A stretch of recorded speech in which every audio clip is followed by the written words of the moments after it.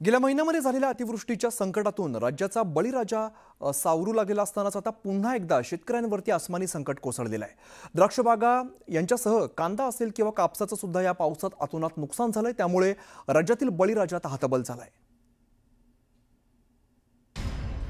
राज्यात परतीच्या पावसाचा धुमाकूळ, फळबागा आणि पिकांचं अतोनात नुकसान, पावसामुळे बळीराजा हवालदिल।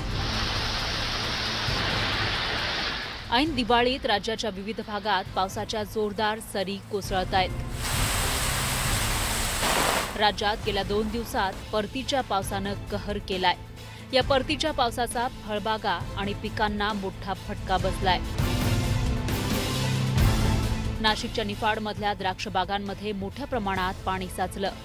आता 2 दिवसांपासून होत असलेल्या पावसामुळे द्राक्ष बागायतदार पुन्हा संकटात सापडले। या पावसामुळे सुमारे 50 ते 60% पेक्षा जास्त द्राक्ष बागा उद्ध्वस्त झाल्या। त्यामुळे बागायतदार हतबल झाले।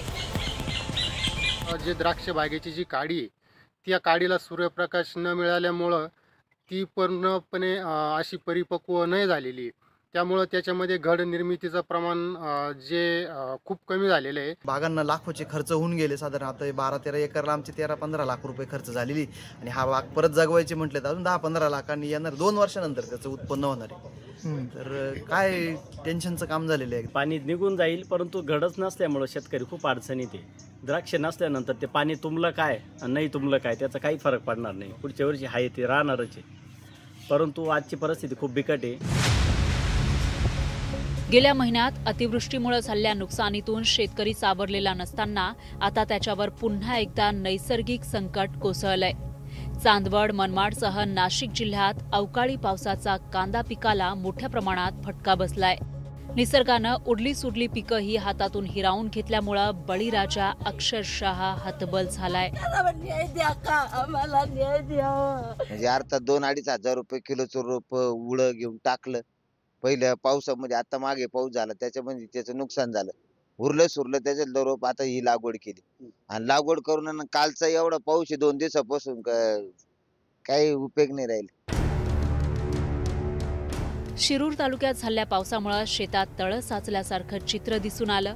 यामुळे कांदा पिकांचं नुकसान झालं आणि शेतकरी अडचणीत सापडला। येणाऱ्या पावसामुळे या ठिकाणी आपण पाहू शकता आमच्या कांद्याच्या शेतामध्ये अर्ध्यापेक्षा जास्त वाफे हे पाण्याने सातत्याने भरून राहिल्यामुळे या ठिकाणी आपण पाहू शकता कांद्याच्या रोपाच्या मुळ्या पूर्णपणे सडून गेलेल्या आहेत। पुढील काही दिवस पावसाच्या सरी कोसळण्याचा अंदाज आहे। त्यामुळे बळीराजाची चिंता आणखी वाढलीय। वारंवार येत असलेल्या नैसर्गिक आपत्तीमुळे शेतकरी मेटाकुटीला आलाय आणि सरकारनं मदत करावी अशी मागणी केली जातीये।